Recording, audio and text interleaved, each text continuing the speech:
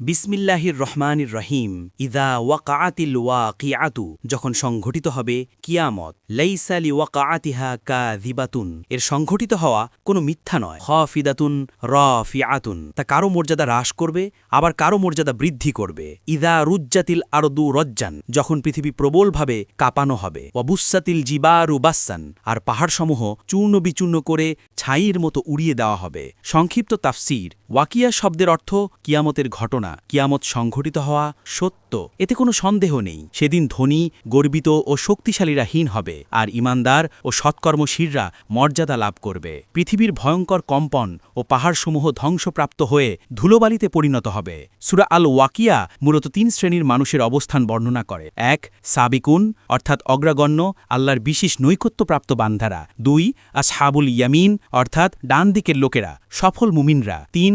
আসহাবুশ শিমাল, অর্থাৎ বাম দিকের লোকেরা, অবিশ্বাসী ও পাপিষ্ঠরা। বিশেষ ঘটনা: উসমান রাদিয়াল্লাহু আনহু ও সূরা আল ওয়াকিয়া। হযরত উসমান ইবনে আফফান রাদিয়াল্লাহু আনহু বলেন, রাসূলুল্লাহ সাল্লাল্লাহু আলাইহি ওয়াসাল্লাম বলেছেন, যে ব্যক্তি প্রতিদিন রাতে সূরা আল ওয়াকিয়া তেলাওয়াত করবে সে কখনো দারিদ্র্যের সম্মুখীন হবে না। এই কারণে সাহাবায়ে কেরাম রাতে ঘুমানোর আগে এই সূরা পড়তে খুবই আগ্রহী ছিলেন। উৎস: তাফসির ইবনে কাসির।